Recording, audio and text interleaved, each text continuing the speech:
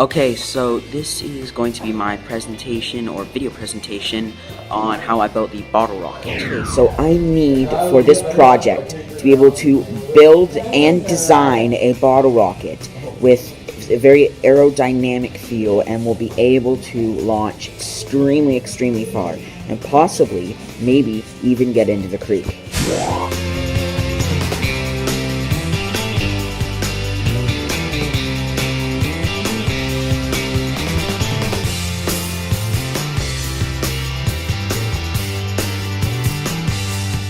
Okay, so design number 1 has a high amount of fins, adding a total up of about 5 fins on it, which gives it a lot more stability. But, on the same time, all those fins equals more weight and make it harder to get into the sky.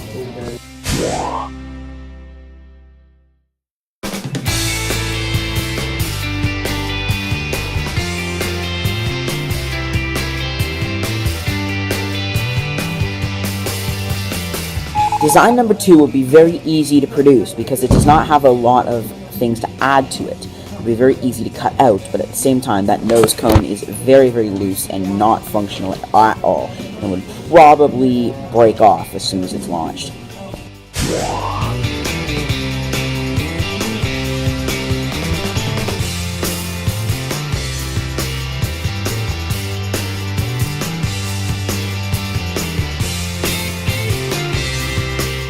Design number 3 has a very streamlined design and is very sleek, but the fins might not have enough air surface to be able to catch air and keep it on a stable path, and most likely probably not get far.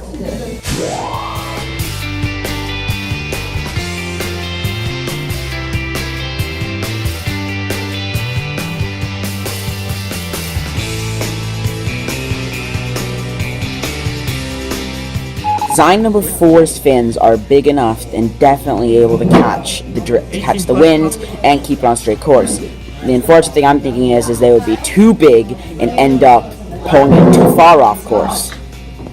Okay, so I'm going to choose design number 1 because it has a very streamlined design and probably has the highest chance of setting my rocket flying. I got the bottle, so the next step is going to be to cut off about this part and then put it on this bottle and be able to attach it to the bottom of this one.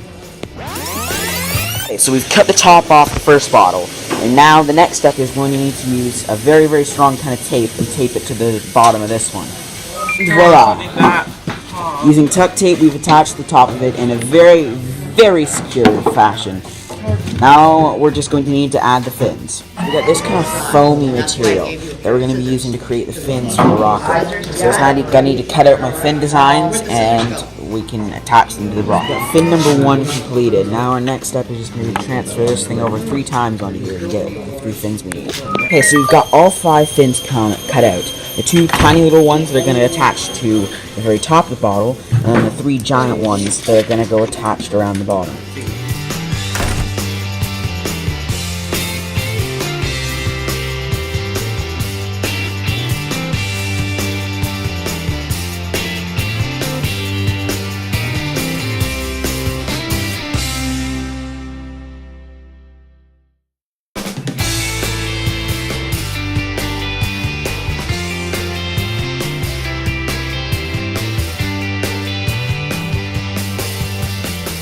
The 3 giant fins are all on the rocket, but upon realizing this, I don't think I'm going to have enough room for this. Like, they might have to go here, but they won't do much, so looks like these are going to have to be removed from the design process, the tiny little fins.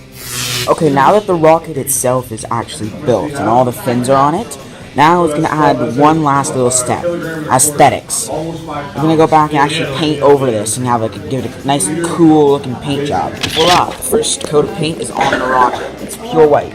Then I'm just waiting for this wet paint to dry, and then I'm going to add, using this tiny little brush, thin end brush, some neon blue pinstripes. This is not a promo. Definitely do not go check out Deco Art. And boom, the pinstripes are on all the fins that lead down to the cap, which I've also painted blue. Now I just need to wait for this to dry, and I can launch it. Okay, so the materials we used for this bottle rocket is, of course, two 2-liter bottles of popper water, water bottles basically that we used. We used Coroplast for the fins, and what we're going to see in some of the upcoming bits is used water, of course, for pressure, and Zorball for the ballast. We used tuck tape for basically taping the fins and the bottle onto it. We used paint, at the times with 2 different colors of acrylic paint, and in terms of tools, we have used a paintbrush to use to be able to paint it on, the bandsaw to be able to cut the bottle off, and an X-Acto knife to be able to cut the fins out from the Coroplast. Fortunately, at the time of me recording this, it's raining out and there is tons of water in the field, so it'll be a little while before I can actually launch the bottle rocket.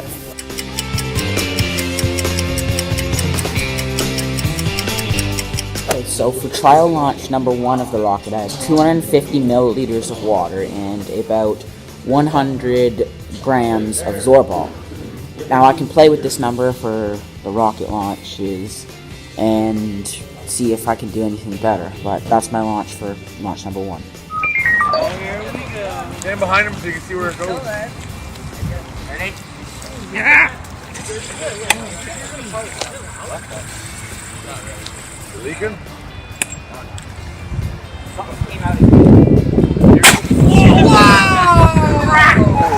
That was an extremely successful first launch.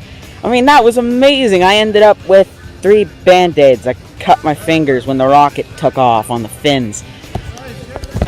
Well, that failed miserably. We're back to the drawing board. We need to see if we can switch up some of the amounts of ballast and water. So this next little clip is something really funny. A friend of mine who's in this class Journey, is going to run out and freaking scare all the geese out of the way so we don't hit any of them with the rockets. Go! Wait, no, not yet, Go. I'll go with him. Run and scare those geese away. They're not even scared of you, Journey. There we go.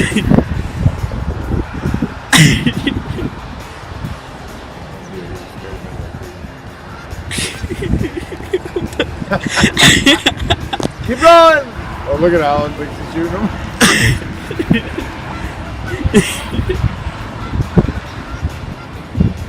They're not even moving. They're not even flying away. They're just moving to another part of the freaking... Look at Alan. Back in again. There he goes. Alan! Yep. Try and push those ones into the creek, okay? Okay, now it's time for me to do an actual proper launch and not one that's gonna screw up and, well, you know, cut my fingers.